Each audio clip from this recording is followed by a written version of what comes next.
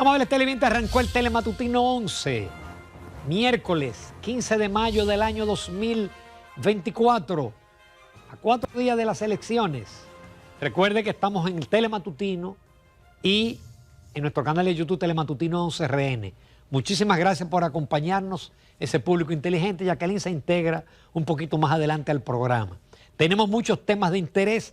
Nuestro invitado es el doctor Roque Espaillat Tavares, el cobrador, candidato presidencial del Partido de la Esperanza Democrática. Tenemos una segunda entrevista con Carlos Valdés, quien es presidente de la Juventud del Partido Revolucionario Moderno. En el día de ayer, Participación Ciudadana publicó su cuarto informe y el último previo a las elecciones, su informe de observación electoral. Obviamente no voy a leer el documento porque es un poquito largo, pero básicamente ellos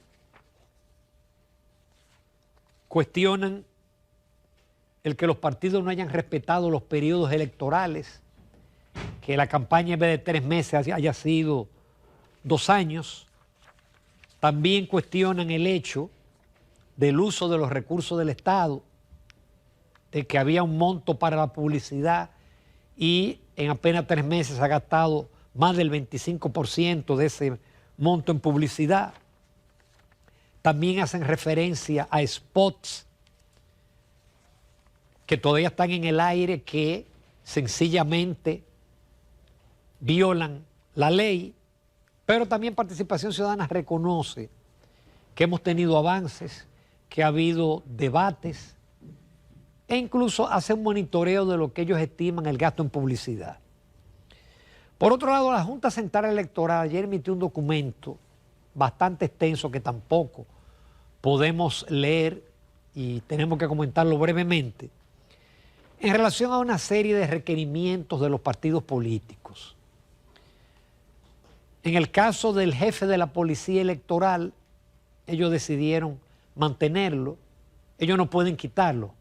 Quien quita y pone al jefe de la Policía Electoral es el comandante en jefe de las Fuerzas Armadas, que es el presidente de la República.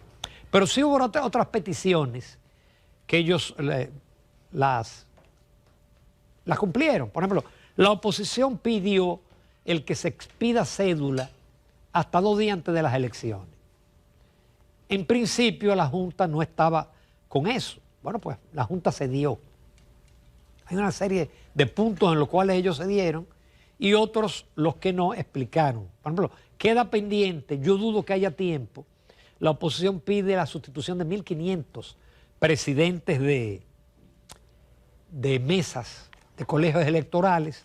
A estas alturas me parece un poquito difícil sustituirla, lo que la oposición va a tener que tener una mayor observación y vigilancia de sus delegados en estos casos. Por otro lado, señores, definitivamente la gran estrella política en este proceso electoral lo ha sido Omar Fernández. Omar Fernández debió enfrentar a Farideh Raful, que debió ser la candidata legítima del Partido Revolucionario Moderno, pero por muchísimas razones, entre ellas celos internos de su liderazgo, ella fue apartada. Y escogieron a Guillermo Moreno. Guillermo Moreno, como dice un amigo mío de la comunicación de la mañana en la radio, él no gana en su condominio, no le gana a Omar. Pero, ¿qué pasa? El presidente lo ha cargado, lo han cargado los ministros, lo han cargado los directores, y él entonces no está compitiendo con Guillermo Moreno, él está compitiendo con el Estado. Nunca en la historia política democrática se había dado una situación que un candidato local hubiese recibido todo el apoyo del partido de gobierno. Nunca se había dado. Omar ha caído bien, Omar es simpático, es educado, tiene carisma, tiene un buen discurso, ha cautivado a los capitaleños. Por eso yo digo que aunque él pierda, porque podría perder, ya él ganó. Porque además hay 4 o 5 jóvenes aspirantes en el PRM que están muy entusiasmados ante el anuncio del presidente de que va a poner candados en la Constitución para que no se pueda modificar y de que los va a convocar tan pronto se ganen las elecciones, esos jóvenes lógicamente temen el liderazgo de Omar, porque ya Omar, aunque pierda, Omar probablemente será candidato presidencial en el año 2024.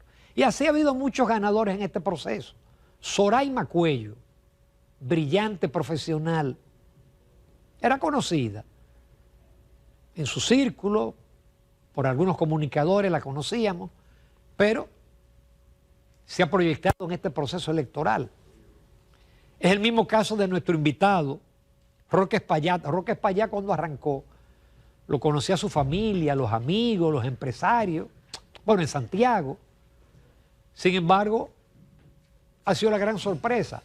Roque ya está marcando en las encuestas que lo ponen, porque hay encuestas que no lo ponen en la lista. Y así ha habido sorpresas interesantes en este proceso.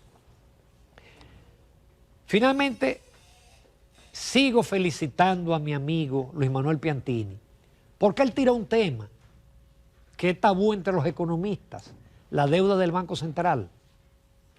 Y qué bueno que los periódicos han tomado el tema. Por ejemplo, hoy el Listín Diario recoge declaraciones de Luis Vargas, que es otro distinguido economista. Él dice que la propuesta de la Barrick no es suficiente. Está bien, ok, pero esa no es la única vía.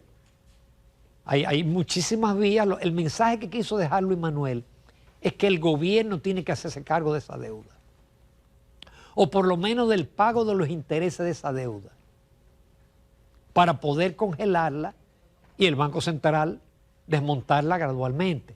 Luis Vargas dice que es difícil, que es imposible, porque el problema es que esa deuda forma parte de la política monetaria y que parte de la estabilidad del tipo de cambio y de la inflación se debe a esos certificados. Cuando el Banco Central quiere retirar circulante, coloca más certificados. Él habla incluso de esquema Ponzi, que es un esquema piramidal. En el caso del Banco Central no es posible, porque el Banco Central emite, imprime. Claro, si imprime, genera inflación. Pero ese es un tema que qué bueno se debata, porque a la hora de hablar de una reforma fiscal, a eso hay que buscar una solución. Finalmente, yo vi un titular en los periódicos que me llamó la atención porque hablaba de que el Banco Central indicó que los hogares dominicanos cuentan con los recursos para satisfacer el costo de su canasta familiar. Yo busqué página abierta en la página web del banco y me leí el documento. A veces la prensa interpreta mal y no, lo dice de verdad. Dice que como resultado de las acciones promovidas por el gobierno, por el aumento de salario y el aumento de las transferencias sociales, el ingreso corriente promedio de los hogares dominicanos, que incluye otras cosas, remuneraciones por alquiler, bueno, si usted tiene propiedades, renta de alquiler, etc. Dice que el promedio de ingreso de los hogares son 48.920 pesos, superando el costo de la canasta familiar de 44.513 pesos. Y dice, es decir, que los hogares cuentan con los recursos para adquirir los bienes y servicios que componen su canasta. Yo estoy sorprendido con esa declaración, porque eso es promedio. Eso significa que yo tengo el mismo ingreso que Pepín Corripio y que Juan Vicini. Y Alex, Juan Carlos y Camilo llegan a fin de mes, me refiero a tres técnicos de aquí. Ustedes ganan lo que cuesta la canasta familiar. La canasta familiar del quintil de ustedes está en 26.000 pesos.